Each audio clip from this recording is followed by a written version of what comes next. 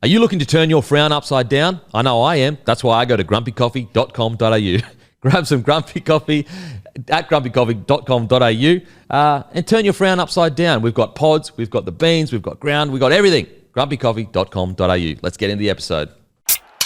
Just a bloke in a bar.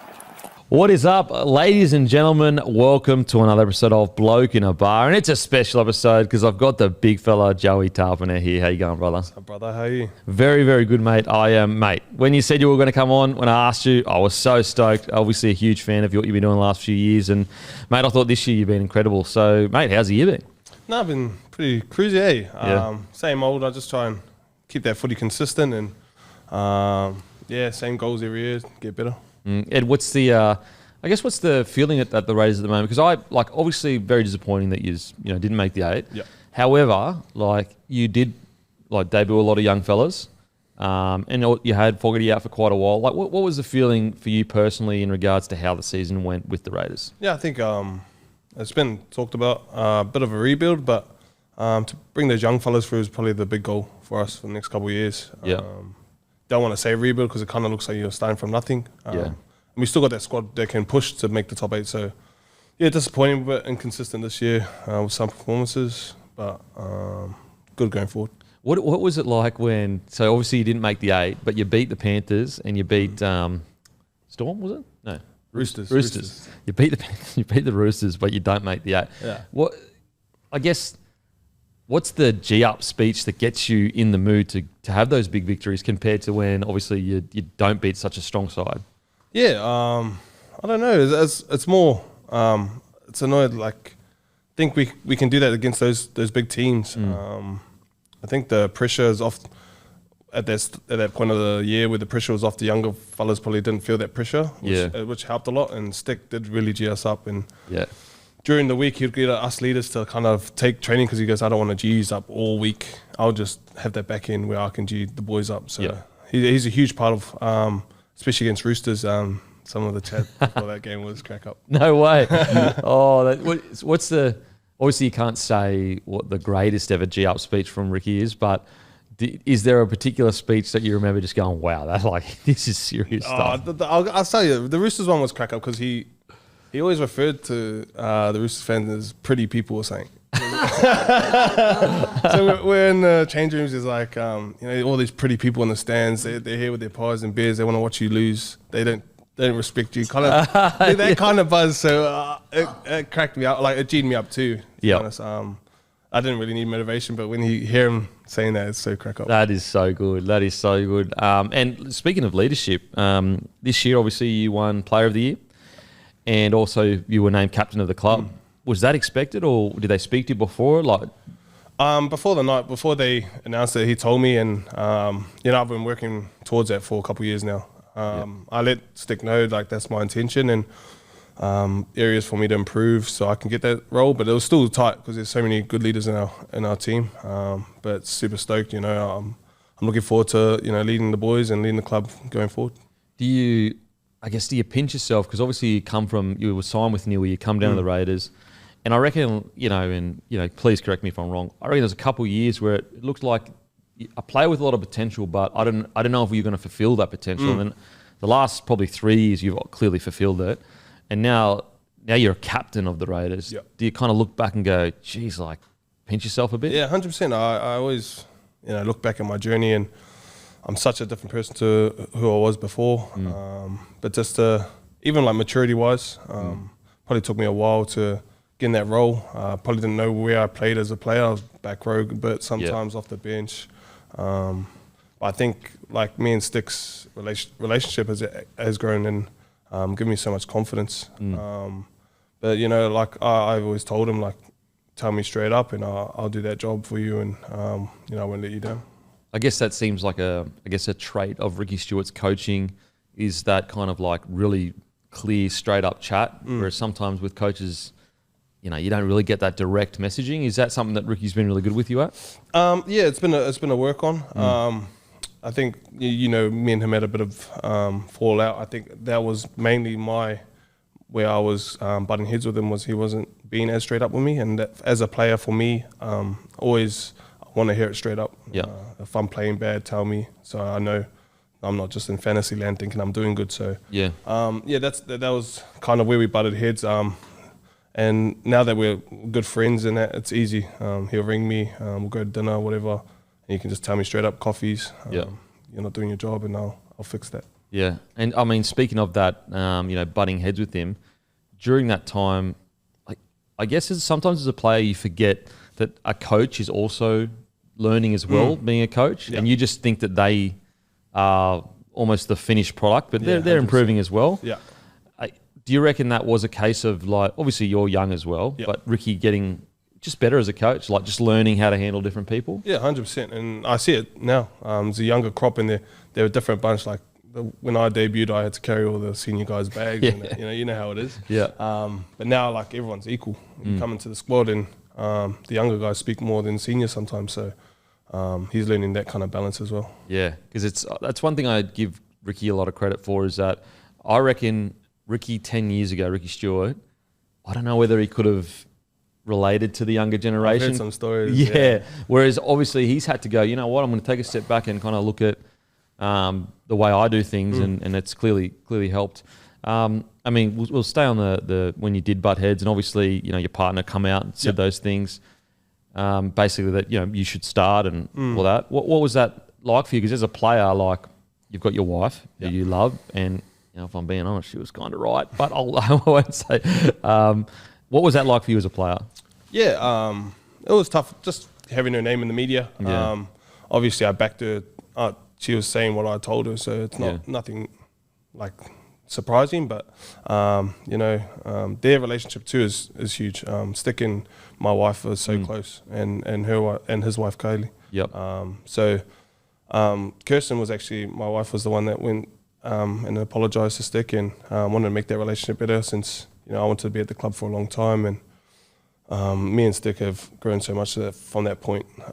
But I'm so thankful that we had that, because I wouldn't be where I am or the player I am, because the relationship would still probably be not as it is now. Yeah, it's funny how sometimes you can take a couple steps back to take 10 steps forward. 100%. And obviously in a perfect world, you would wish the situation would be handled differently. However, if, as you just said, if that didn't happen, you might not even be the player you are today. Because I feel like, as I said, like around that time, you'd played some really good footy, but that was really the spring off point for you to just go boom, consistent year on year. I guess from seeing it in the media, that would have been tough though as a young fella. Yeah, it was tough, but me and my wife are so close, and we back each other no matter what. So that didn't really affect us as a group, as a couple. It was just more them talking about her, and or that was annoying. But it's a part of life. But I always say, like me and Stick's relationship, you're always going to have ups and downs. Yeah. If it's smooth sailing, it's probably not a good relationship.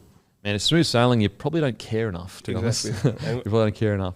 What a last few years since that moment, it's been pretty incredible. This year, what do you reckon is one area that you guys probably didn't handle as well as you think you could have? I think defense, especially when they score a try, it was compounding. A lot of good teams, they get scored on, you get back in the grind. I think we were looking at some stats, and they'll score in the next couple of minutes, they'll score again. Okay. So that was a big part. I think for me, it's football. It's all mental. So more experience, I reckon, will be better with that and going forward. It really is. When you say it's all mental, everyone does relatively the same training. Yeah.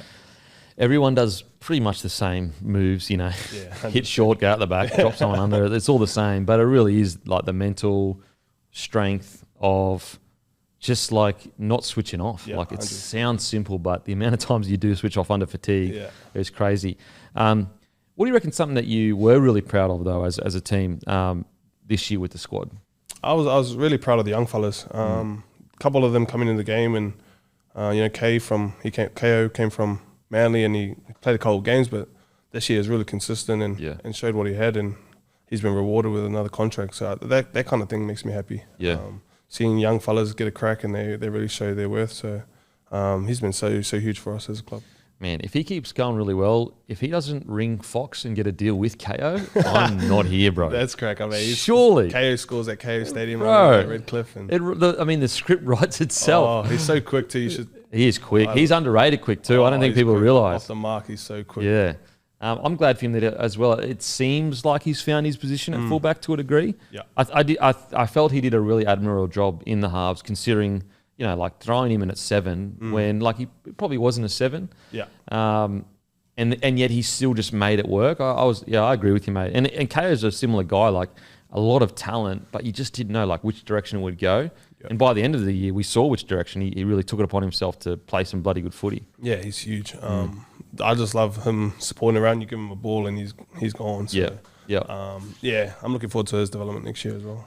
And what about any young, like obviously he had KO, he'd already played a bit of NRL, but what about any debutants that you were like, damn, like, bloody good year? Do you know, he only played the one game he got knocked out, but do you know Jordan Martin? Yeah. Big yeah. The big mullet? Bread. Yeah, holy. He is probably he's one of the solidest guys I've had to tackle, I reckon. No way. He's dense. Yeah, okay. He's got that solidness. That thick, when you hit him, it's just yeah. It's heavy, but I reckon he'll be a good player going forward. Yep. His younger brother's quality back row.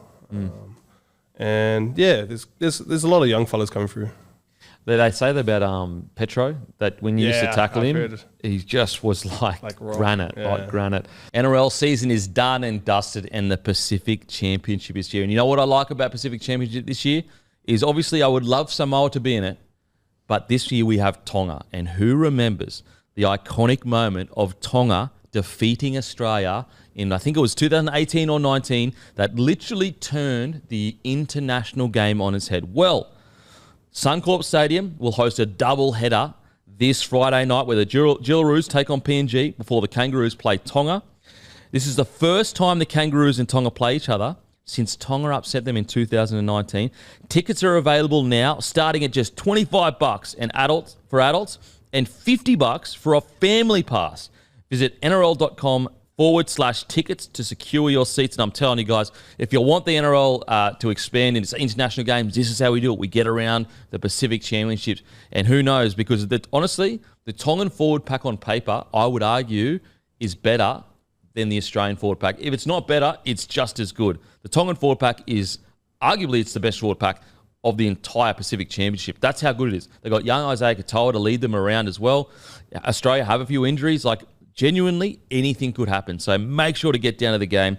Tickets available now, starting at just $25 for adults, $50 for families. Visit nrl.com/tickets to secure your seats and watch what could be another historic night. I'll tell you what, Mal Meninga, he's all about culture, and he'll be showing them clips of the last time they lost to Tonga, because although we all sat back and said, yeah, it's really good for the international game that Tonga beat Australia, as an Australian, that's not good enough. We shouldn't have been beaten. We had a better side on paper. We didn't turn up. And I think Mal Meninga will be on it, right some wrongs. So make sure to be there. $25 for adults, $50 for family. You're kidding.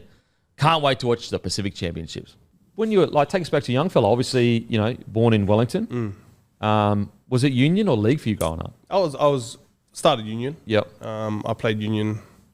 And then around 12, my mate went to play League. One of my good mates. So I went along with him to play. Then I played both until about after high school. And then you got to pick, Yeah. And I was a bit better. I was good as a young'un, and then through high school, I kind of didn't a late bloomer. Everyone was going. Oh, really? Okay. They were getting faster, taller, stronger. And I kind of, until 16, I wasn't really making rep teams. Really? So did you have a growth spurt after 16? Yeah, a little bit, and then but a lot of hard work as well.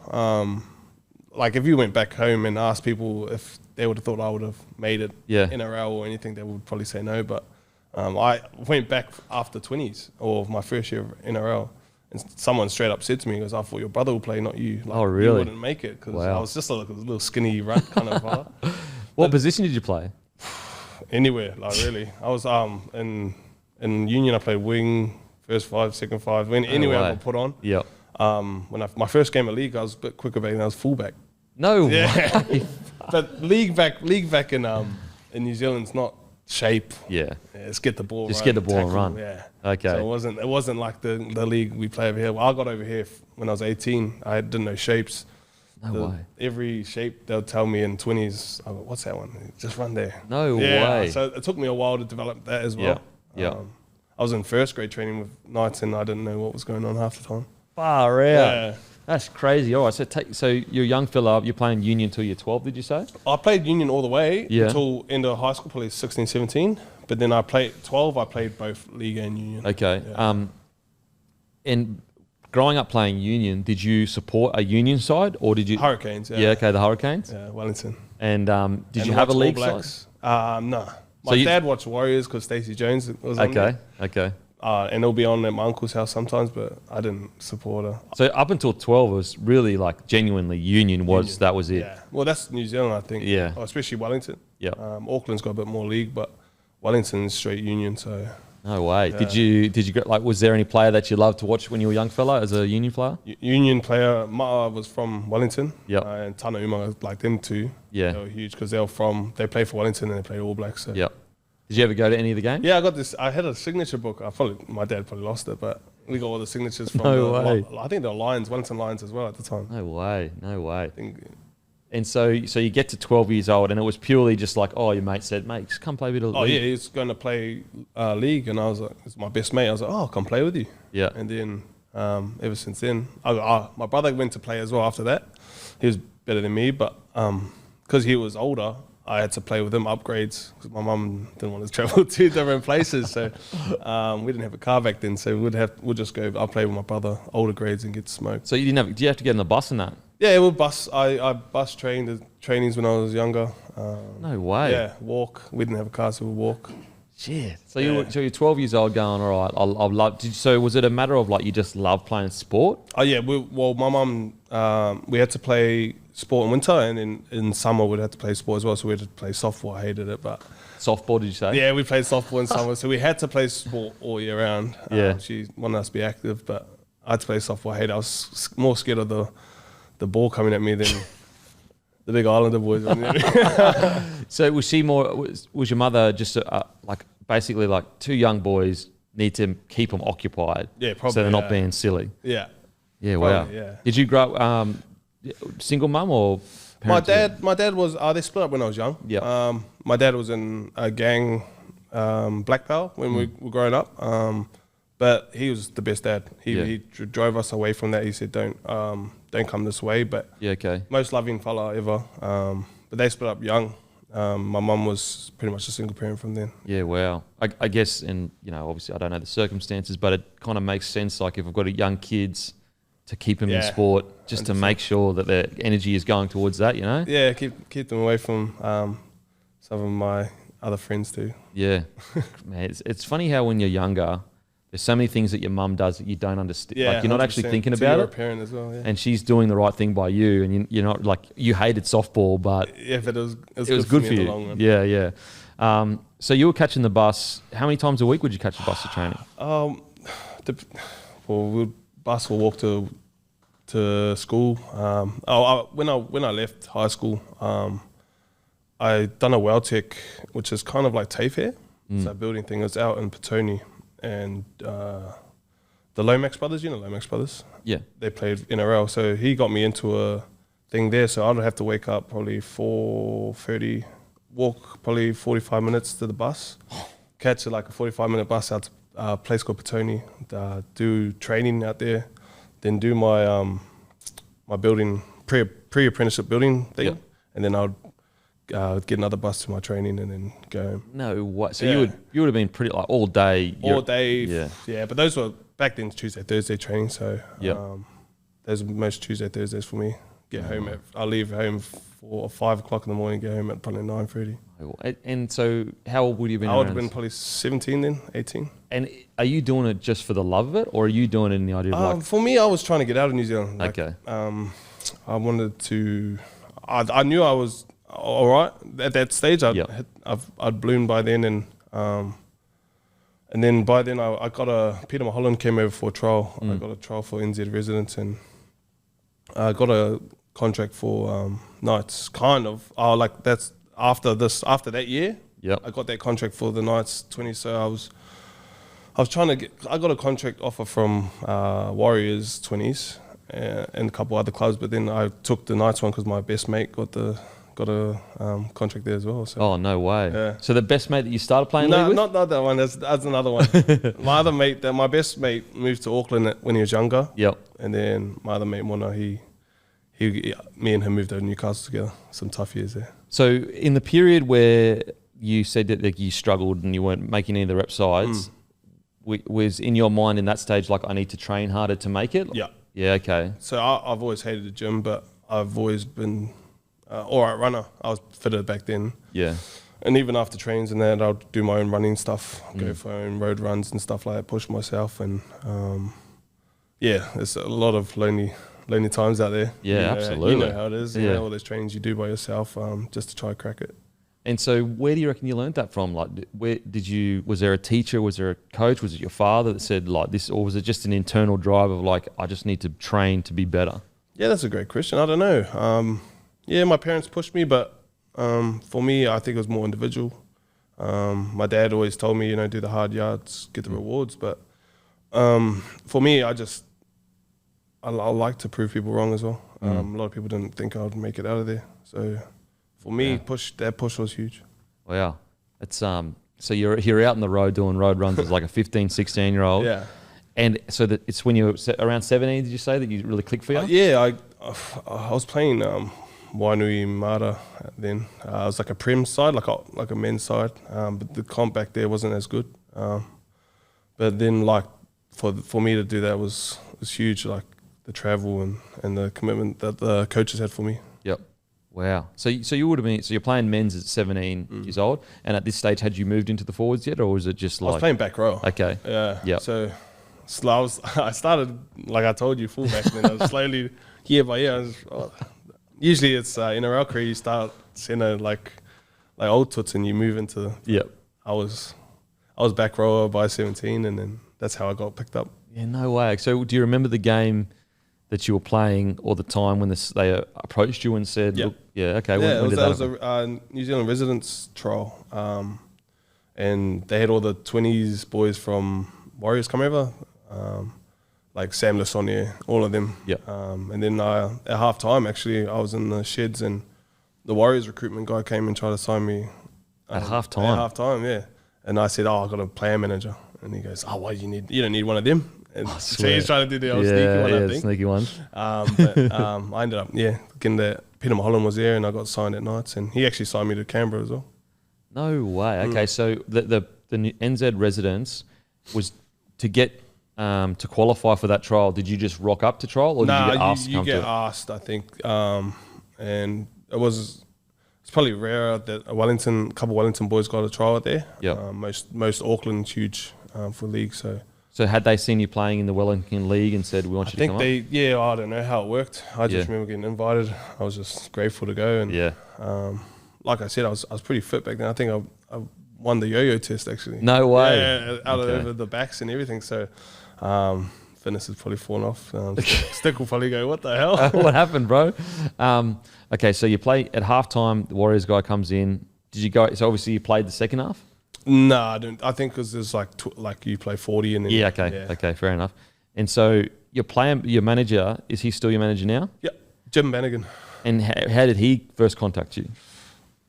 Through that Lomax brothers. Yep. Yeah, so Dave Lomax had me at Welltech, and he was good mates with Jim, and he came over with 16, and I got signed to him since then. Yeah, well, okay, so the Knights approached you, and purely the reason why you chose the Knights was because you had a best mate. Yeah, my best mate Mona. No way. Ava Sio Mona Whangai? Yeah, it's his okay. cousin. Oh, So, really? Yeah, so he's my good mate. He played in the Super League for quite a bit, didn't he? Yeah, Ava, yeah. Yeah. So, okay. his cousin's my best mate, and we both went to Knights together. Wow, okay, so you're a young fella, you get the contract from the Knights, and by the sounds of it, as you said, you wanted to kind of get out of NZ and make a life for yourself. Yeah. Leading into when you were about to leave New Zealand to go to Australia, was it like sleepless nights of like it's coming, or what was that feeling like? It was like, I remember it's kind of like, remember when you're at holiday program and you're going to Alvin and Chipmunks or something? Yeah. And the night before you're like, you can't wait. Yep.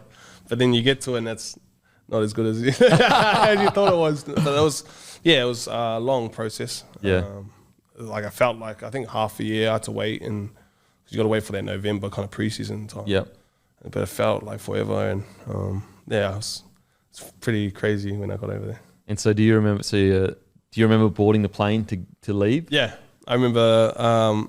There's a part where you say goodbye to your family, and Yeah. that emotional part. I remember that. Yeah. Yeah. But, I've loved my journey.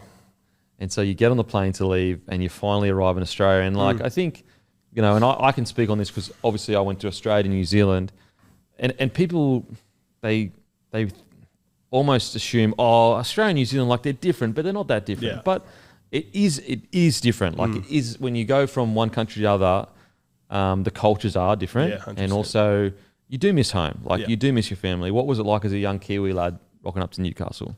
Yeah, it was real culture shock for me. They were real. I remember my first train. I always tell us my first training session. I rocked up in this. I remember a tall blonde back row. And goes, "What position you play?" And I was like, "Oh, back row, bro." And he goes, "Well, you're not playing there. That's my position." Like that's how. And I thought these guys are confident as over here. Like is that the buzz over here? No way. It was terrible. Anyway, he didn't play. That's my first kind of. That is experience. weird. Yeah, no, that's what I thought too. And that was my first kind of training session coming over from NZ, and I was like, fracking hell, these guys are out the gate. Yeah, wow, okay. And so he said that to you, and then we did that. If anything, it seems like your personality would like, okay, sweet, that's mad. Challenge me. Yeah, 100%. What about the training and that? You probably embraced the training because I was running the best I've ever run probably then. Yep.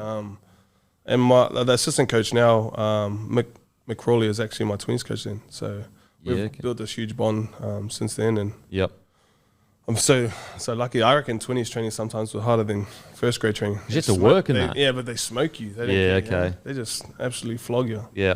Wow, okay. So it was a 1 year contract with the Knights? I think 2 maybe. Okay. But it was, I don't know, I think my first contract was $3K a year. Yeah, tiny ones. Tiny ones. Yeah. Were you working while you were over there? Yeah, I worked at a chicken factory. Oh, mate, that was the worst job I've had. So you would have to wake up. People there just, man, you just bent over a table cutting bones out of chicken all day, and your back's cooked by the time you get to training. And did you have to wake up early as well to do it? Yeah, start at 5, whatever. 5 a.m.? Yeah. But we finished it was like 5 to 2 or something. So it was good timing for us to go to training. Yeah. But yeah, it was a cooked job there. And how long did you do that for? Probably a year. I was lucky the second year I trained grade. So the first year that I was half a year I was kind of training, and by the back end I was probably training. I've only working Tuesday, Wednesdays. Yeah, Thursdays. okay. And so you rock up the first year, and did you just have like a breakout year? Because you said you made grade the next year, or? Yeah, it was all right. Yeah, the first year I wouldn't say breakout, but it was solid. Second year, I got to train grade. I think I debuted. You debuted your my second year. Yeah. So it must have been pretty bloody good. I was all right. I think I was like a real shy, quiet kid. Yeah. Okay. And it's first year there, so you're adjusting to everything as well. And you also get to play for the junior Kiwis against the junior Kangaroos. What was that when you got the call up for that? What was that like? Yeah, it was mad. I remember that too. I think we lost that first year. It was hot as. But yeah, it was unreal because I remember the actual Kiwis side was in the stands, and like Sonny Bill and they were up there, and I grew up watching those fellas, so it was mad to have them at the game watching and supporting, and I think we had to perform a haka for them over at Manly where they trained. You know, that's Manly. mad. Yeah, so that was huge. That's mad. Okay, so would have been pretty cool too as a young fella, like dreaming of playing for the Kiwis and probably the All Blacks when younger, and you would have got to do the haka against the junior Kangaroos. Like I know it's not first grade, but it's still pretty good. Yeah, 100. It was huge, and I've even my cultural kind of stuff has grown because back in Wellington I wasn't real in touch with my Māori side, and even leagues brought me closer to my culture. I played Māori so many times, and I'm so much more comfortable with speaking Māori and doing haka now, and I'm so grateful that that's been a part of my journey as well. It's one of those things where like I think we take for granted how much league like helps players like yourself connect back with it, and we just assume it's always been that way. But there's actually a period where, as you just said, like you didn't get the opportunity to connect with the Māori side and the Māori culture. And that's why I just reckon the All-Star game is so important. Yeah, it's huge. It's so important. It's Okay, so the next year, first of all, what was your experience like? Because like you can like training, you can be a good trainer, but that still doesn't prepare you for your first preseason in first grade. What was that like for you? I was terrible. Like I said, I hated weights, and I probably couldn't bench 60 or 80 kilos back then. Not too close now, but I remember one session we had to hang on to bars. You know, the chin-up bars. Yep. You had to hold it for a minute, and every time you drop, it's 10 Seconds. push-ups. Oh, 10 push-ups. So you do the whole team does a circuit, and every drops. And I remember it was like 100 push-ups or 120, and I couldn't do 30. And everyone was waiting for me there. I pretty much like arms shaking. I couldn't even do the ones on your knees. Like that's how bad it was. Really? Yeah, so it was a real eye opener. But you know, I'm lucky. I'm stronger on the field than in the gym. Oh, all right. So I guess it would have been an eye-opener as well, because in your head you're sitting there going, well, I train a lot. Like, I do a lot of running, but it's like you got to train all different things. Gym. I think gym is one of the biggest shocks for people. Like coming from soccer, if you put it this way, if you're in a system in Australia, you're kind of acclimatized to gym because they put you in it quite young. Whereas when I come across from soccer, like I was like, gym every day, like that's for like steroid users and that. Like that's what I used to think, bro. I still think that now. That's what I used to think because I just never been to a gym before. And so it is a shock. It's a real shock because it's a whole different type of training, and also it's a different type of fitness. Like you can be a gun runner or a gun trainer, and your body weight can be quite balanced or whatever, but that's not the same as gym training, which is like quite focused strength training. Yeah, some strong people out there. Oh, 100. And you might get some guys that are really good in the gym that are terrible out in the field. Yeah, 100. I've seen that a lot. 100. Yeah, 100%. 100%. Okay, so you get to your first preseason. How did you go with like the wrestle and that? Because that picks wrestle, up. I was good. Even my trainer said then like natural can't strength, 60, but you're pretty strong. And, yeah. So I didn't mind wrestle. I don't like wrestle. I still don't like. It's annoying. Yeah. Mate. It's a part of the game. You got to do it. I don't ever want to hear a front rower saying he doesn't enjoy wrestle, because I was a little skinny winger getting absolutely rissoled every wrestling session by the big blokes. Like I don't mind like you do wrestle. You do like they run and you tackle. I don't mind that. That's like when you're doing like the rolling around on the ground and like stuff. pretty much jiu-jitsu. Yeah, I don't know. Yeah. I think that is like the one part of like footy I wish never existed. Yeah. Like, could you imagine the game if it never found wrestling? How different it would be. Yeah. I think we're getting close. Like, I mean, now with the 6 agains and that. Yeah, getting it closer, but it's still there to a degree. Like, if you don't learn it, you get left behind pretty much.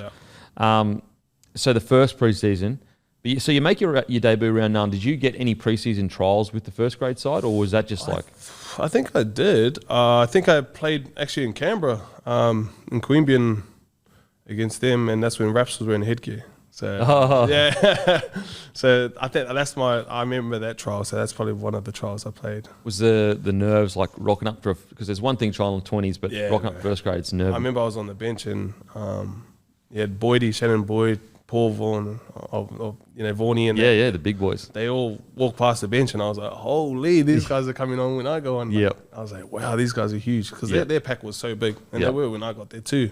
So I was pretty nervous then. And sometimes I feel like, I mean, depends on each person, but sometimes I feel like you're more nervous for the first grade trial you have than your debut. Yeah, 100%. Because it's so foreign to you, and everyone. I remember my first trial like you, where I was like, I'm never going to be as big as those dudes. Like, they are massive.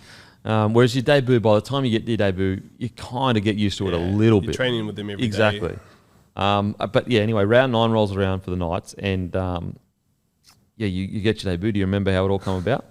Yeah, it's a funny story actually. It was my birthday the weekend before, and me and a couple of boys went on a big long weekend. And Mondays, so Sunday we had a big night again, and Mondays rocked up, and I get a call. It's Wayne, and I've answered, hey mate, how you going? And he goes, where are you? Why aren't you at training? And I was kind of on and off, but I knew I probably had to be there. Like, am I on today? And he goes, yeah. Anyway, you're debuting this week. What? And I hope you had a good party. I'll see you tomorrow. Oh, so he knew. He knew. So I was like, this guy's chill ass, man. But that's how I found out I was debuting. What a It's crazy. sneaky little line to put in. I hope you had a good party. Yeah. Because then you're feeling guilty now. I am. I was on my mate's couch too. So I was like, holy heck. So did you immediately go in? No, then? I went in next day. Next day. Next day. So you went in the next day, and I guess, like, what's the feeling leading up to it? Yeah, well, like I said, I was like a real quiet, shy guy. So I didn't really say much or do much, you know. And, Yeah. I was just happy they flew my mum over for the game and they got my family over.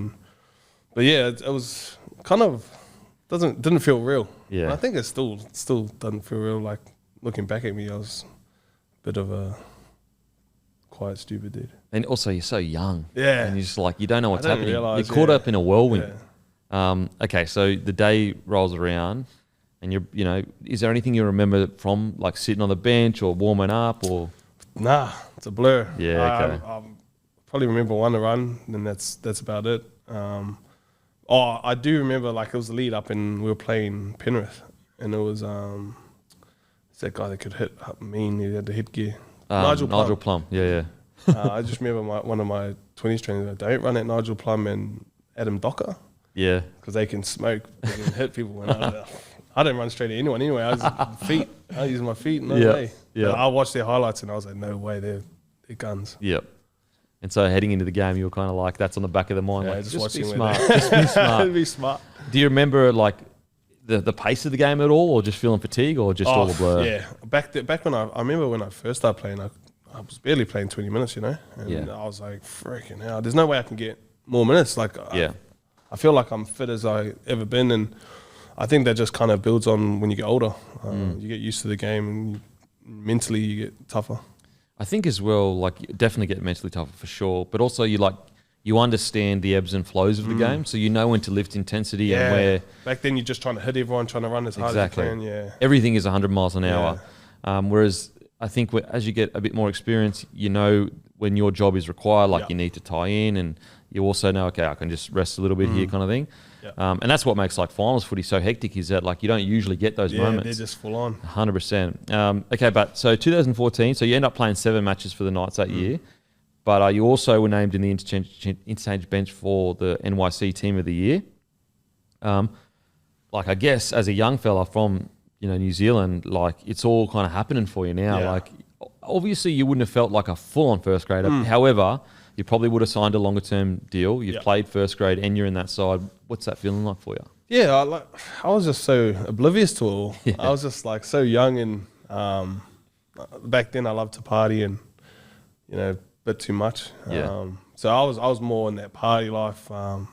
Footy's kind of, you know, it just happens. But I was oblivious to everything. I was a bit immature back then. Yeah, it's when you're that age, you think, if I rock up and just train and do what they tell me to do, that's all I need to do. Yeah. When in reality, as you get older, you know you're actually a professional athlete. Like, off the field matters too. 100. My professionalism since, like, over the years, have got better, so much better. Like, back then, like, I remember midweek drinks before playing first grade. Yeah. Like, you know, like, you go, I turned up to captain's run hungover. Like, I was like, it didn't really compute. You're just not thinking about it, eh? Yeah. And then when you get older, you're like, what were you thinking, bro? There's like, no way I could do that. Like, that opportunity you had. I know. But it's just you're young, bro. Yeah. Every young fella goes through it. You also make the junior Kiwis again, and you beat Australia 15-14. Was that one of those hectic games at Mount Smart? Mount Smart when Tim Idek, the field goal to win it. Yeah, okay. Yeah, that was a good game. That was one of the good ones we got. Like, at the time, like, we could never beat junior Kangaroos. They were always stacked, and they had a good team. I think Guthinson was playing. I think a couple of them boys. Oh, really? Playing. Yeah, I remember. So get that win was huge. I was roomies with Nass, big Nass. No way, the big fella. He's a good fella, man. Yeah, good character. And then later that year, you have some issues off the field. Get charged with broke a bloke's jaw. Yeah. I guess, what did you learn from that? And, you know. Yeah, it was a huge part of, kind of my turn. That happened, and it was a lot of drama. And a lot of things I went to court, got off with that. And, at that point, there was some words. Then obviously me and the club were having a bit of a tense time at the moment. You know, they said, you get guilty, obviously you're gone. And if you got not guilty, we might keep you. Yeah. And I just didn't feel that supported at the time. And then I got off, and then they're trying to come and off, and I was kind of on that buzz where I need a new start. Yeah, okay. All that party life and all that stuff was kind of getting in the way of my footy, and I needed a fresh start, and Canberra came along and offered me that fresh start I needed. And so when you say you got off, the charges were dropped and all good? Self-defense, yeah. Self-defense, okay. And obviously was self-defense kind of thing. Yeah, okay. Obviously don't need to go into detail, but just so clear for people. So basically that drama happens, and do you kind of feel like, and I don't want to put words in your mouth, but do you kind of feel like there's just so much that's happened here, I just need to blank slate it kind of thing? Yeah, there's a lot of negative at that time in that area, and I just needed to get out of there. I think a lot of bad stuff was happening, and I was getting not trouble, but like the trouble was around. Like I was drinking, I was going out, and you get involved with bad people. Eventually something bad's going to happen. Eventually something else might happen. Yeah. And me and my wife had just started dating, and I thought, how about, would you mind coming with me and having a fresh start and getting away from it all? Yeah. Because I'm not going to lie, I had a bad gambling addiction too there. Oh, wow. Pokies, they'll get you. Wow. So I needed to get away from that too. Yeah, okay. And so like, what was the motivation? Because like sometimes when you have that addiction, it's very hard to break the cycle. Yeah, what was it for you? I think it was environmental. Go pub for feed and you end up putting a couple hundred through. Yeah. And my wife was huge. She was, we'll move to this new place, new habits, clean slate, kind of like we were saying. And sometimes when you're young and you've got a contract and you've got a little bit of disposable income, you've never been taught how to handle it. I came from not much money, and Yep. you get all this money and you start going, oh, what do I do? And you start spending it. You just think you have to spend it. You don't know. I never learned savings, how to buy a house, how to invest. I didn't know any of that when I was 18, 19. So I was getting this money and I was like, these bright lights are nice. Yeah, mate, it absolutely. Do you think your wife had a lot to do with helping you break that cycle? Huge part. Yeah. I wouldn't have broke it. Yeah, okay. And there was tough times though, I'm not gonna lie. There's times where I'd still go have a press and do all that and have a pint, have a drink. But she's really been the center of my development as me. Yeah. It's sometimes you just need someone to like make you realize that doing these things is like not loving yourself. It's exactly, you know what I mean? And she truly believes in me, and that's something that's got me out of some dark places. Yeah, no, that's awesome to hear, bro. It's awesome to hear. So you get to Canberra, and what I love about you going to Canberra, it seems like a very intentional decision. Like get out of everything and just because Canberra is obviously still a big club, a really well run club, but it's also you can get out of the lights of the Sydney and Newcastle media. Was that the main reason why, do you think, or was it the culture that you were attracted to? Yeah, wasn't more the media. I met with Stick and I went and met some club people and really sat home with me, and my wife really liked him. Oh, my girlfriend at the time, obviously. And I liked the way the club was going. People don't realise, Canberra, they always give it a bad rap for being cold and that, but it's such a huge place to raise kids, man. I've noticed that when I've had a baby as well. I couldn't imagine myself living anywhere else at the moment. Yeah. I drive through here and it's a bit busy for me. It's a lot, eh? It's a lot. Yeah, 100%. Especially I've been out the country recently and I come here, I'm like, holy, it is busy, but I get used to it, I guess. Especially having kids, so I had my first kid, my wife got pregnant and we lived just around the corner.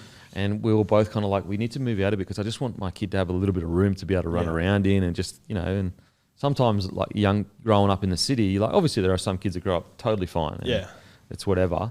But also like it's very easy for a young kid to get, distracted in the city or whatever. 100%. But in saying that, so obviously, you went to Canberra in 2016. Yeah. But 2015, you win a grand final. Sorry, you played in the Knights New South Wales grand final against the Woyong Roos. Yeah, that's right, yeah. I was playing centre as well. Centre? What? Our centre got injured. Yeah. And I was playing back row at the time and they just pushed me out to centre. Pushed you out to centre? Yeah. So you won 20-10. What was that like? Yeah, it was cool. That was the first kind of any winning I've done at that level. And then You know, I played with Clint Newton there. He was such a good leader for us young fellas when he was at Cup. And yeah, it was unreal. Celebrations were good. Yeah, I can imagine. What was the, you would have heard all these stories about Wayne Bennett as a coach and everything. And sometimes it's almost good to have a little bit of perspective because you're a bit of a fringe first grader at that stage. What was it like for you under Wayne? Yeah, he was huge. I think the thing with Wayne that he does well is he makes you want to play for him. It's a weird aura he has. Yeah. He doesn't, it's not all footy, you know. He asks how your life going, how's life away from footy, got a missus, like he cares about the player, and that's what I love, and what Stick does as well. So they got so much similarities in that. And so you sign with Canberra, 3-year contract, and when you did sign with the Raiders, was there issues at the Knights? Like what happened there? I think they wouldn't release me, I think it was. But Nathan Brown was the coach at the time, and I thought, I signed the contract. I've got to let him know before it comes out of the media. So I rang him, let him know. He goes, yeah, sweet as. Come and tell the boys tomorrow.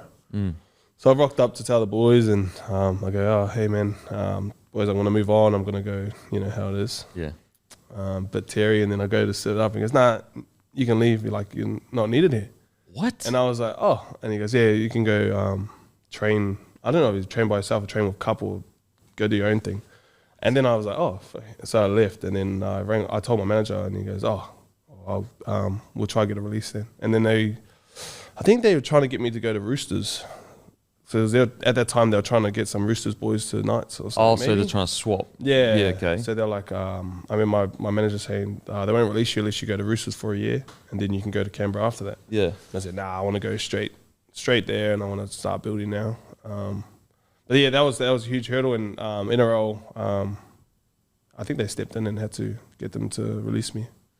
So he said, yes, come tell the boys. Yeah, fully said, go, yeah. Come tell the boys, and after I went to go sit back for the meeting, he goes, nah, get out, you're not needed here. And were you just surprised? I was shocked, yeah. I was a young fella still then too, and it was not his best move, I think, as a bloke. What the hell? That is so strange. Yeah. And like that's the thing. Like, look, players aren't always innocent. Like players do silly things. Yeah. We're all guilty of whatever. However, like this does when you sign with another club, players do get treated like this sometimes by clubs, and it sucks. Like, you'd almost wish there was just a bit of communication there of like. Yeah, no, I thought I'd done the right thing. I told you before, like right after I signed it, I'd let you know. And I let him know earlier too. I said I'm leaning more towards. And so just for people listening, because like just so they don't get confused, you signed for when your contract finished. Yeah. You weren't asking for an early release initially. You only asked for a release because he told you to bounce. Yeah. And he told me to leave now a year earlier. And so you were like, well, okay, like if you don't want me here, then I'll leave he said, now. I'll go train and you'll just be playing couple year pretty much. And then I was like, oh, yeah. Did you get an opportunity to like ever communicate since that point or not really? Nah, not really. I've seen him around like years later. I've seen him. It was weird actually. I seen him at a pub after he got fired from somewhere. Yeah. What was the latest job? Probably St. George maybe. I don't even know. Oh. Warriors? Yeah, I was Warriors actually. Yeah, Warriors. I actually caught up with him. He talked to me up in when we got locked up there for COVID actually. Yeah, okay. And was it just kind of like? I was like, it didn't happen. Yeah. Oh, he didn't bring it up. I was just like, hey man, how you going? Like, so he didn't bring it up at all. I don't know. Oh. I think it didn't really faze him, eh? Bro, sometimes you know what? Sometimes coaches do stuff like that so often they don't even remember. Yeah, probably. Whereas like as a young fella, that's the world crashing down to you. I know. I was like, what the hell? Oh, okay, wow. Yeah, all right. Well, anyway, look, it worked out. Yeah, it worked out for the best. Okay, so eventually, you dug your heels in and said, no, I want to go to Raiders straight away. Yeah. What was the reason for that? Because like the Roosters, it's a Roosters. It's quite a appealing. Nothing for their club. I just wanted to get down there. I didn't want to go into Sydney. Sydney was probably the worst time for me to go to Sydney. Yeah, true. And I didn't want to go to Sydney and then settle down for a year and then have to get up and move again. Yep. I wanted to go straight there and just get dug in. What do you reckon? Was it because you clicked so much with Ricky that's why you were so keen to get down there? Like you really believed in it? I think I just didn't want to go to Sydney. Yeah, okay.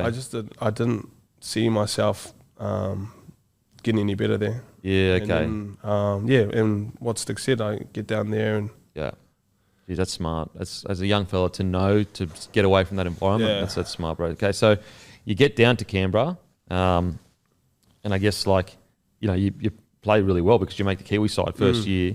Did you feel like when you got down there that it just clicked for you in regards to you felt appreciated and everything? Or what was it like? Yeah, I just felt like I was wanted there, and I just clicked with all the boys. We had such a close knit group, and we'll do everything together. There was no not hierarchy, but there wasn't little cliques. Yeah, it just felt like everyone got along with each other. Yeah, and I really enjoyed that, and it was really easy to fit in.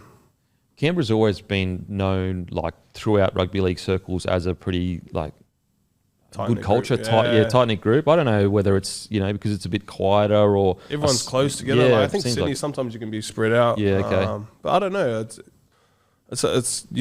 I got Blake Austin, Josh Papali, and all that. We had huge tight-knit group of our families. Yep. And you get so close there. Osto came back down 4 months ago and brought the family, and he misses it there too. So it's really it's unreal just to reconnect. No way. I always give my missus shit because she's from Canberra. Is she? Maybe I should. Yeah. She's from Canberra, and I always say, nah, worst place ever. But I'm taking the piss. It is cold though. It is cold. Oh, it is cold. I do like though. You know what I like about Canberra is just the architecture. It's just nice. Laid out. It's all laid out really well, and it's just so open and easy.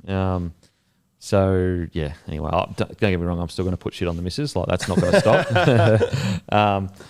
Okay, so you get down there, but then you play 22 matches 2017, but you get named in the Kiwi squad, and this is the first grade Kiwi squad. Do you remember that moment? Yeah. I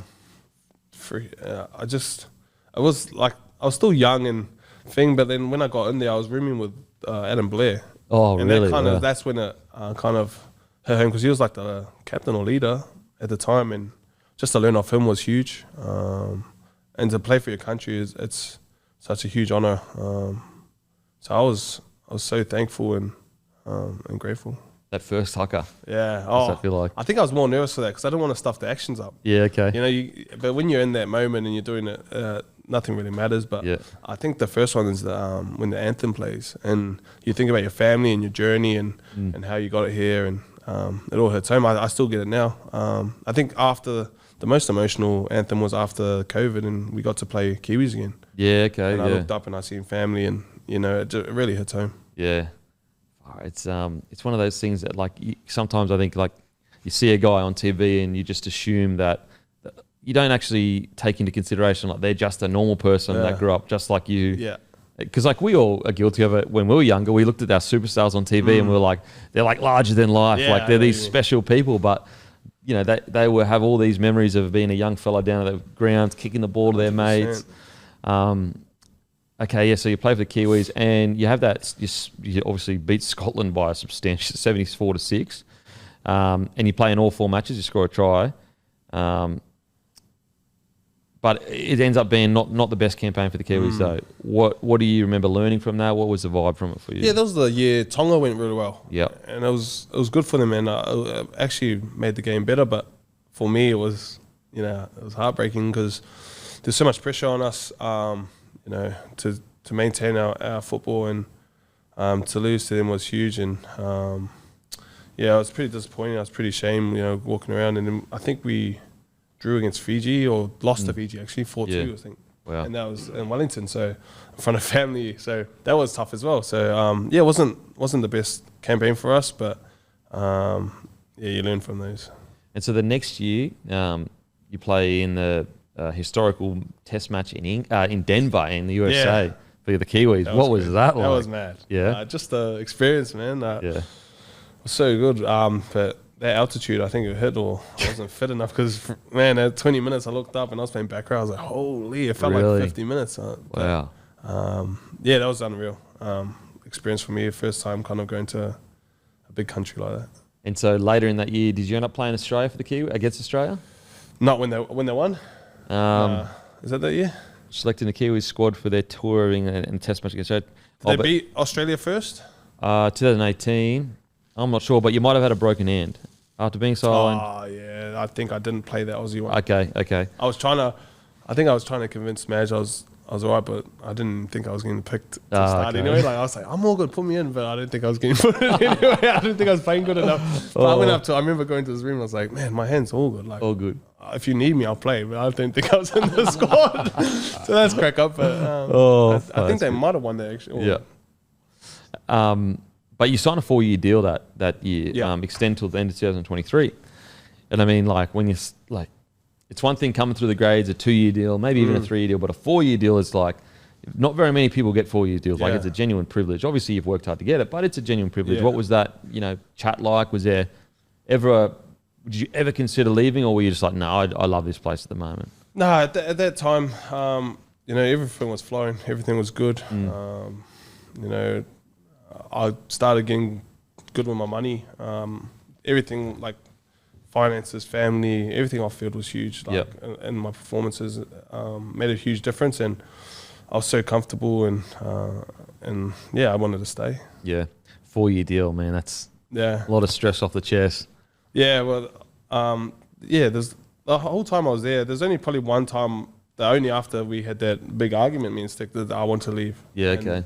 That's the only time I considered leaving, but that was probably a bit of ego in the way. Yeah. So 2018, you signed the 4-year deal.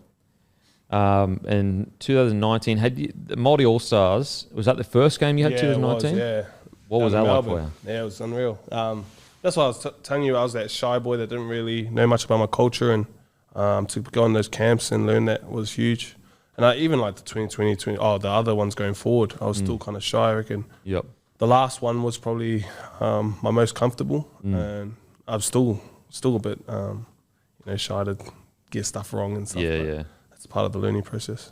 Yeah, I mean, I can only imagine, like, it's a very tough situation because you almost feel like you should know these things, but also it's not your fault. Thing, Yeah, exactly. Yeah. But also it's not your fault you don't know those things because, like the way everything's been set up, like people have been cut off from that information. Everyone, it was a shame too because like a lot of the people in the camp knew, and I was just standing there like, I don't know this stuff. Yeah, I mean, I guess everyone's like journey's different though, Yeah, that's what I've learned. Yeah, for sure. And I think also like people that have been fortunate enough to grow up connected to their culture would understand why. Like there is a history why you don't know certain things that isn't your fault.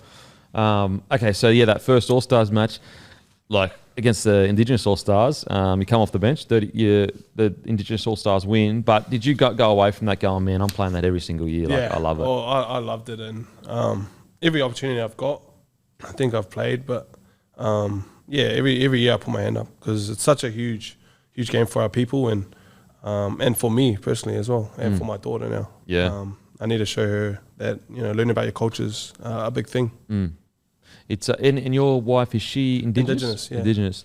It is quite an interesting thing from just my perspective. Like my wife's Filipino, and obviously so my son's half Filipino, and being like just obviously me being Aussie.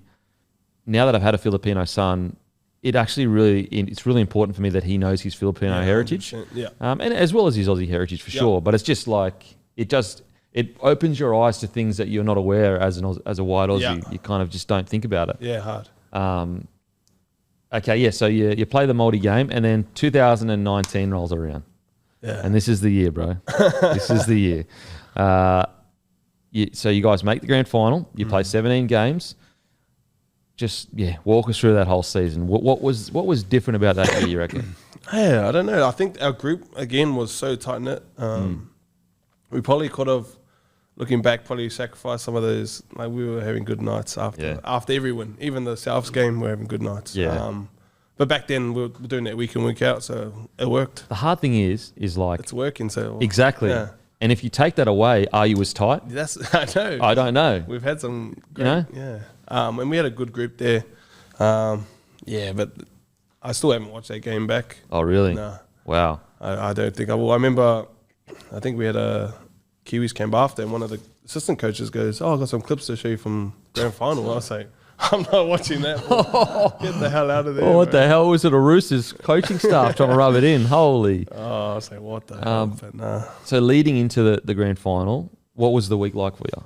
Yeah, it was unreal actually. I remember we went up to Sydney and we had the fan fest and stuff like that, and that game was a blur as well. You know, you fight your whole career to try to get to that point, and then just to fall short, it's heartbreaking. But it honestly pushes you to try to get there again. And I just wish some of these young fellas can get the opportunity, and I hope I get the opportunity to get back there again as well. Do you remember, the running out and just... It was all green. Like, you look up and it was like that stadium was packed. Yeah. And that Viking clap was hectic. Yeah. But I still remember, I reckon the most goosebumps I got was the week before when we ran out for warm-up, actually. We ran out for warm-up and Canberra stadium was packed and the noise was unreal. Yeah, wow. That was just... gave me goosebumps, bro. And then the following week, I'm like, holy. The week before, was that when Papa scored that mad try against the game South? winner, man, under the post. He's a South fan. Got to tell him everything. Unlucky, bro. I'm joking. Wayno's going there. So, okay, so you get in the grand final. I guess, like, what do you remember from the game specifically? Or is it just, like, pure blur? I remember, I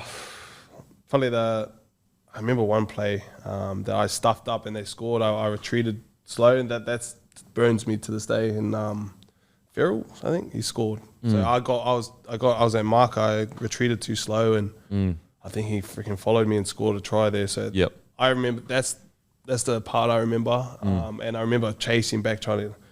No way I was catching him, but Tedesco, when he got that game-winning try, I was trying to chase back, and that's when everything started crashing in my life. Isn't it, I guess, like, that's why finals footy experience matters, because I think, like, if you were to go in that moment again, 100%. you would never switch off for that 100%. Little second. And you can look at the Broncos grand final, like, in that moment, you got young players that just switched off for a second last year. They were and on too, boom, man. gone. That game was I was watching it. And I was like, what the hell? Oh, that was fucking mental, bro. I was there. I was at the game. But so Teddy goes over, were you like, fuck, we're done here? Or I thought we had a chance still, but it's just that play was so huge in the game. Yeah. And a lot of plays, little moments could have been better, but after that, I remember the last minute, and then I walked over to family after we lost, and I was emotional, man. It's so tough to get to those points, and to lose like that, and not knowing if you're going to get another chance, it's tough. And do you guys like speak about the six again at all, or it's just one of those things? It was said. I'm over it now. Nothing's going to change, Yeah.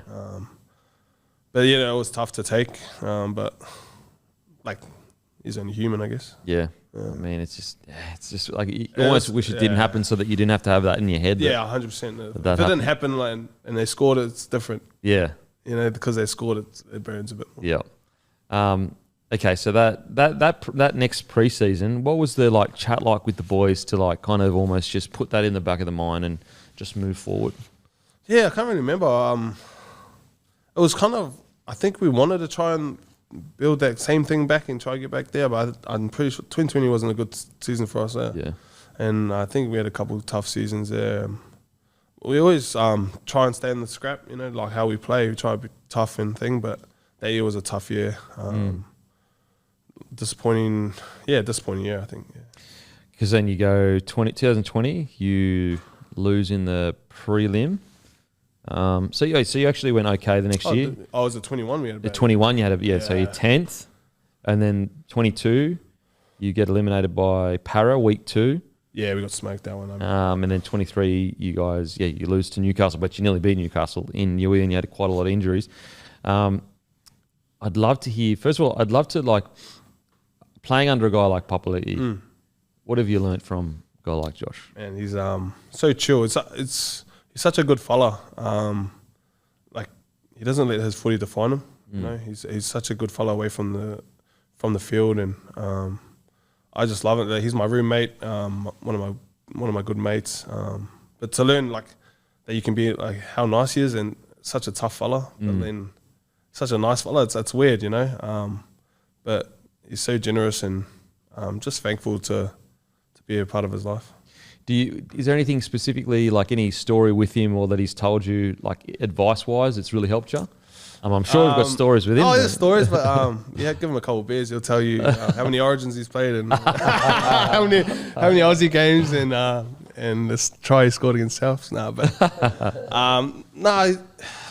I think just his experience around the boys, what he brings, just as a bloke, like he gives people so much confidence because he's done everything in the game. So just his presence is such huge for our club. And so 2023, you guys beat Australia by a record margin. Why? Like, what's so interesting about this result is like a couple of weeks before, or it might even be a week before. Like it was like Melbourne. It was, you know, as an Aussie, you're sitting there going, "Oh, we got these boys. Like our team's, you know, too strong, and the Kiwis aren't clicking." But then he's come out and he's just record win. Like what? First of all, what do you remember from that game? But also, like, what do you reckon changed in that week that made such a great performance? I think the great thing, like after that loss, we had a great leadership group and Fish was huge for us too. But what Madge done, I think, was huge. He kind of put the onus on the players, and we led a lot of the things. We had so much experience in our team, and we led a lot of our trainings. He shortened it up, and you know, we talked in meetings about, you know, that we got to be better and we got to do this shit right. So, you know, I loved Fish's leadership that year. Such a genuine guy, and I have so much respect for him. And I think just him as leader was huge for us. Yeah, it's and that was his first thing as captain. I think so. Like first year, he captained one game over in England. Yep. Against Jamaica. I think that was his first captaincy. But that was his first proper as the captain. Yeah. So when you're out there, at what point did you go, shit, we won this, and this is a fucking... I reckon probably like 20 minutes ago, because Aussie, 25 minutes ago, like Aussies, you can't rest on them, you know? Yeah. Every player's freaking gun. Yeah. Mil plus probably at the club. Yeah, you know what I'm saying? Like, 100. So, but we were defending unreal. And, you know, they rested a couple of the boys the week before and we were supposed to get slaughtered, and that was huge motivation for us as well. So, especially after that week before, I think we didn't play to our potential, you know. We have a gun side too, and yeah, it was unreal, man. And so, yeah, the buzzer go was like you win by a record margin. What's the chat like after it? No, it was good, man. It's a lot of celebration, like you've already heard a couple of times. But yeah, it was about, our chat after was about, you know, we've got to keep that jersey at that high level. Just because we beat them once doesn't mean anything, you know. We got to back it up next year. So that was a huge chat after the game. Yeah. You know, they beat us before. Yeah. One all, but we won the final. Make sure we back this up next year. And the World Cup, what was that like for you going over to England? Yeah, that was a tough game too. We lost against Aussie. Cam Murray, I think, scored that one. And man, so close. But Samoa had done unreal as well. But I love the experiences of traveling with the boys. What was that whole World Cup like for you? Oh, mate, I love going on tour with the boys. You have some good times, some great memories. Yeah. Some of my best memories were with some of those boys. And how long was it? Like 4 weeks? Felt long. I think it was longer than that. Really? World Cup, probably 5, 6. Wow. By the end of it, you would have been like, I want to get home. Oh yeah, 100%. Well, the first week's pretty good because you're on that buzz. You're like, we had a warm up game against Leeds, I think. Yeah. And then we went into things. So we were over there for a while. So I had to fly the missus over early because I was missing her. And you're missing the missus and the kid and that? Yeah. It's a long time to be away from family. 100%, bro. 100%. Who was the biggest pest on tour? Brandon Smith, easy. Oh, really? The cheese. Mate, holy. The cheese. Tells you stories I don't believe half of them. But he's crack up, but he dribbles a bit. Yeah, okay, the cheese. Who was the stinkers? Who was the bloke? The cheese. Oh, the cheese, bro. I think he's named the cheese for that reason. Holy, far out. That is good. Yeah, he stinks. I don't know how blokes don't know. Like, we had an instance at training once, and some fellow always smelled like beer. I'm not naming names. But you're like, man, I can smell when I smell bad. Yeah, have a shower, bro. Put a hygiene. It's brush your teeth, bro. Brush your teeth, bro. Talk backwards. Oh, that's great. What about you? For you personally in your game, like you know, you have such a good mixture of like, obviously when you need to do the hard yards and make those extra meters you can, but also you know when to crab across the field and offload. How do you, when you're like going into a game, what's your, I guess, points that you want to hit during the game? At points as in? As in like, okay, I want to have 3 offload, or I want to have 20 runs or 15 runs or this amount of tackles. You know what I mean? Certain like kind of... yeah, that's a tough one. I think freestyle sometimes. Yeah. I've like, I want to be involved in the game as much as possible. And I feel like if I don't go and get my involvements with tackles or runs, I can fade out of the game. So I feel like that's a part of my game where I have to, I want to get a run early. I want to start doing the skipping in that. I don't know. It's freestyle that. I don't know. Like whatever you see in front of you. So if I'm running and I feel like there's a gap over there, I might skip over there and try and thing. But I've always like, I was a skinnier, smaller bloke, so I always used feet when I was young. So I think that kind of helped me going older. But yeah, and then the go forward is more, I think, stick. 1 year, you go, man, you're skipping too much. Yeah, okay. Some runs skip, some runs go hard. Yeah. So I just mix it up a bit, when we need, when like fourth tackle, we need to get forward for a kick. Yeah. It's going to run hard and try to get that one. So he's been really good at like letting you play your style of footy, but also... adjusting a bit. You know? Okay. He lets me skip in that, but then he goes, mate, sometimes you just need to run hard. So okay. That's how I get my mixture up sometimes. It's has it always been your style of footy, like that ability to use footwork and a bit of an offload?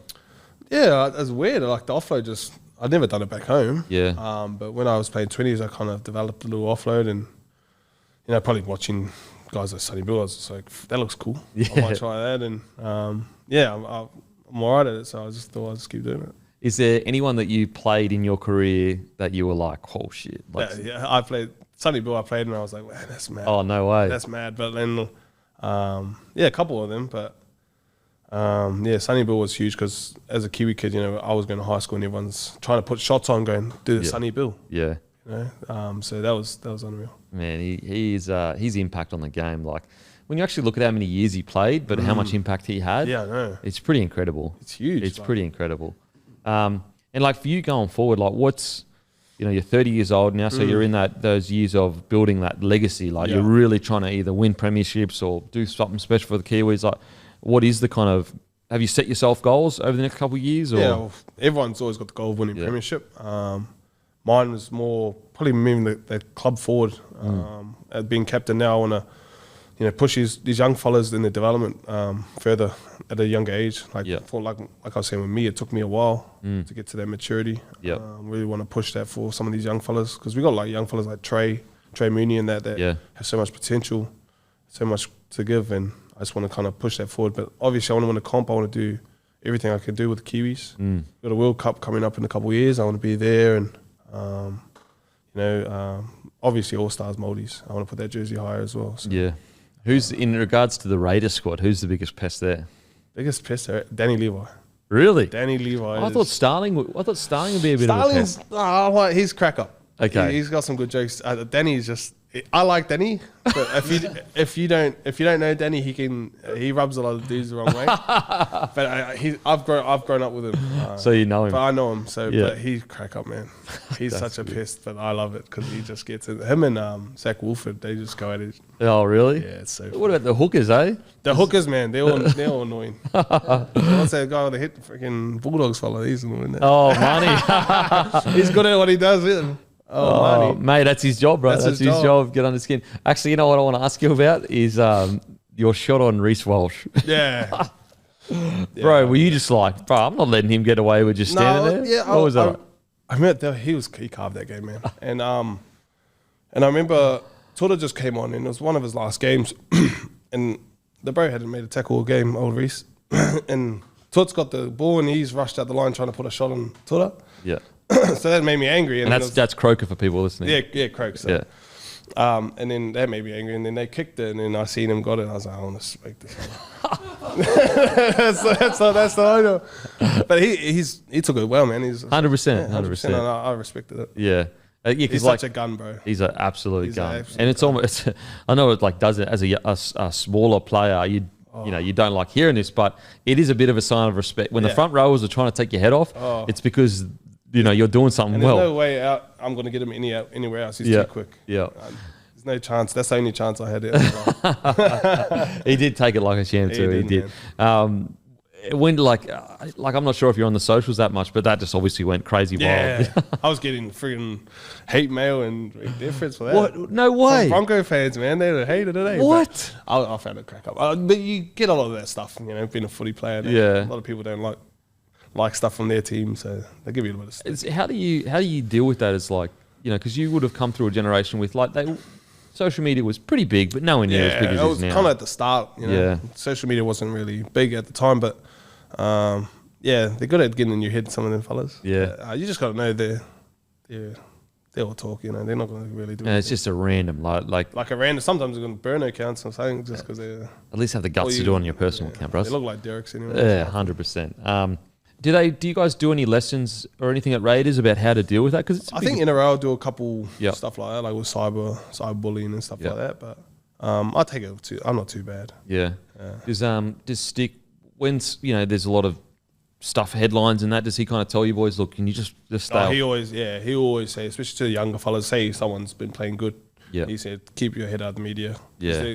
They'll wrap you up now, but they'll tear you down in a at the same second. time. Yeah. So you guys don't pay attention to them because the same guys that'll do it will tear you down at the same time. Now, we've got a segment brought to you by Grumpy Coffee. Grumpy Coffee. And so the segment is, what makes you grumpy or what turns your frown upside down? So what makes you happy or what makes you grumpy? And here's some grumpy. I've got both. Got both? I've got 1 year I room with Jordan Rapana. One of the best blokes I know. But he, the worst roomie to have, I reckon. Oh, really? Mate, he'll shave. He'll leave the shavings all over the sink.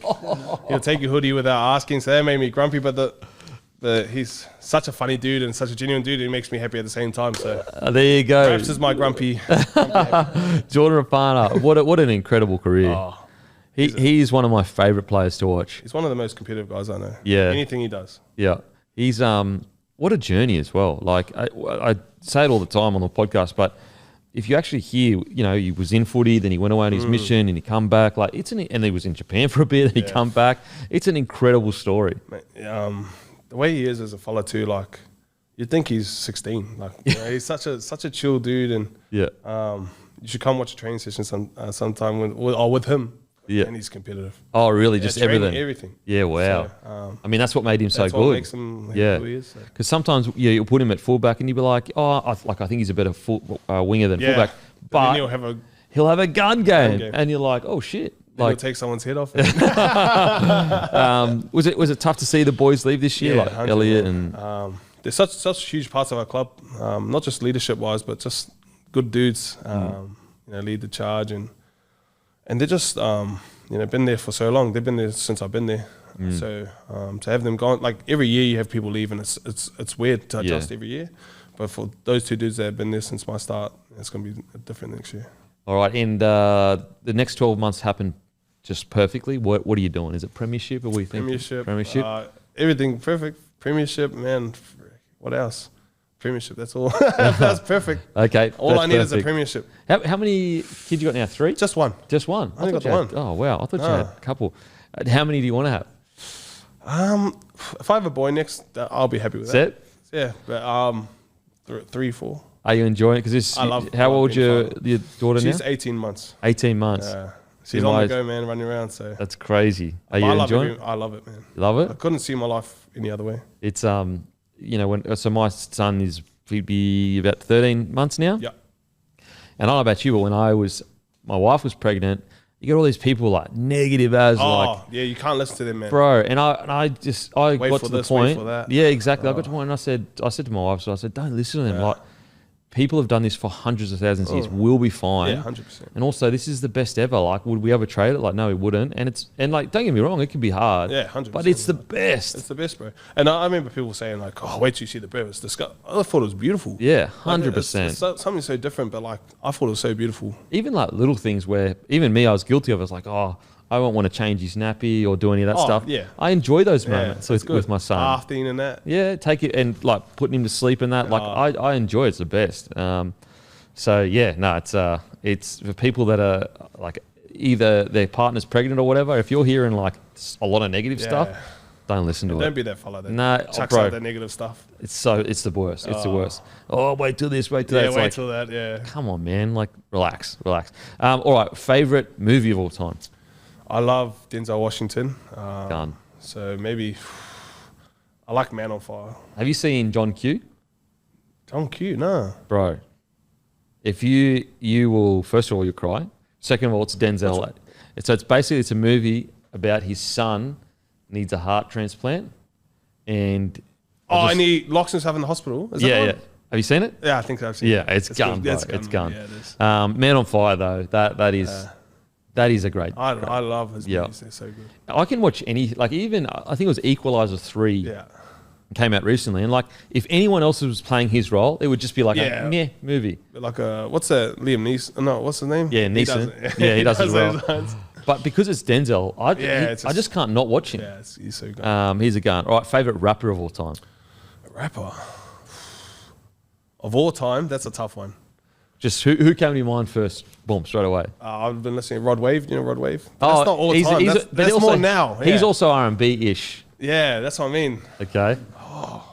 I have to be probably Biggie. Biggie? Yeah. Rod Wave, eh? You like I the like slow stuff. I listen to his lyrics, man. Okay. It's good lyrics. Okay. Has he got a new album coming out soon? Or just someone I just dropped? I listen to all of it, man. Okay. I Okay. don't know if we got newies. Are you a Weekend fan, The Weekend? No, I'm more of a slow jam. I'm like a. Have you ever heard of Josh Wawa? Nah, I haven't. Yeah, they're like real slow jam. Real- are we talking- garage drinking. Are we talking like old school R&B? Or are we It's talking like do you know kind of R&B island? Oh, like yeah, the real yeah. slow jam. I 3 know in what the it is. morning What's the kind time, of- Mr. Wolf kind of stuff? No, a bit more upbeat than that, but yeah, kind of like that. I tell you what, when you go to New Zealand, that kind of music is just like Everywhere. everywhere. Okay, so what was Josh Wawa? Josh Wawa, yeah. Wawa, is he what I think he's nationality? actually American, maybe. American Samoan, maybe. Okay, He's over there somewhere. He's got an accent. okay. So Rod Wave, eh? That's Yeah, I like interesting. a Rod Wave. Are you? Do you like country music or no? Yeah, I'm a bit of a mix. I like Okay. everything. Country, I like everything. I've tried to get into country, bro. You don't like country? I'm more of a lyrics man as well. Like Okay. I listen to lyrics more than beats sometimes. Okay, and that's country is all about the lyrics and Yeah. that. All right, so Rod Wave. What's your favorite song of all time? If you one song to listen to about it all ends. You got me there. That's a hard one. Favorite song? I can't think of it at the moment, to be honest. Mine would be like maybe a Weekend song or an Usher song, maybe. You got it bad? Some romantic song. Bro. You might have been a P. Diddy man or something. Holy, how dare you, sir? Oh man, that's it. That's it. We are done. That is fucking so unfair. Oh, Sorry. well, you're the one that come with the baby oil, bros. Why you come with it? Oh, You said bro. Usher and Oh, that is great. That is great, bro. Thanks so much for coming on, brother. Thanks, I brother. appreciate Appreciate it. you. And bro, can't wait to watch you next season. Thanks, bro. Boom.